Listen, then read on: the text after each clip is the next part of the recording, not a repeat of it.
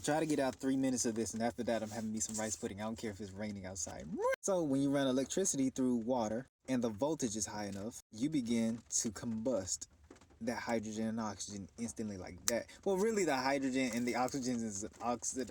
You get the point. So what you're left with is the actual water molecule as well as the light that it gave off. Hence, you taking hydrogen and oxygen and turning it into light. However, it's quick. Otherwise, it would have stayed lit up or it would have dissipated as photons. However, remember that energy cannot be created nor destroyed. Neither can particles. To a certain extent, there is some context behind that statement. So, yeah. But when we're talking about freaking hydrogen and you're freaking combusting it or you're plasmatizing it, you give off light, but the hydrogen still remains.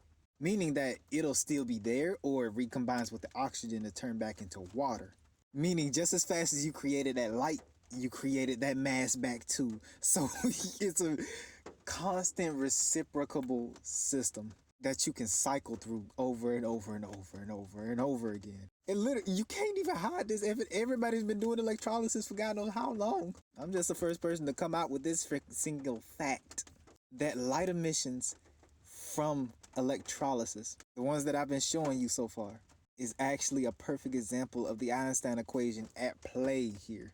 Because you're actually taking it and creating two forms of light: infrared, i.e. heat waves / photons in the infrared spectrum, as well as visible light, on top of the combustive force of the hydrogen and oxygen, combusting, or the zzz of the plasmatization when you get too close to it. And yeah, I wanted to bring it to 3 minutes, but that's just about it. So let's vibe out and just, talk or do whatever.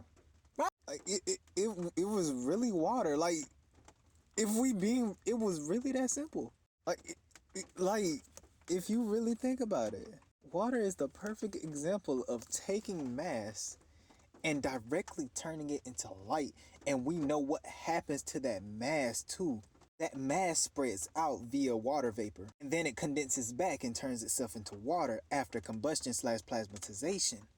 Literally, come on, bro. Like, it's in your freaking face. And y'all telling me, bruh, it's in our freaking faces. To all those scientists who've been missing, and I'm hoping y'all ain't, however, this right here is y'all vindication. I hope y'all can pass over knowing that we finally took a huge leap in the science community. Because something as simple as freaking water that we drink every single day was the one thing, and I do mean the one thing, that actually made E equals mc² not only plausible, but actually doable with the power in our hands. I'll let you all think about what that means for us. Right now, you and I can actually take Einstein's equation and actually quantize how much energy it takes for us to take this amount of water and turn it into this amount of light.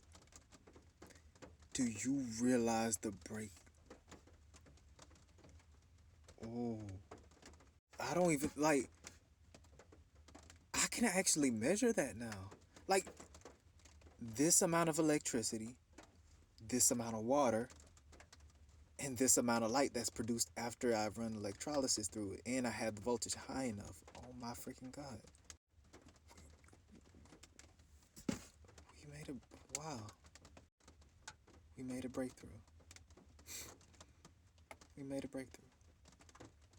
I'll leave it at that, though. Look at my eyes.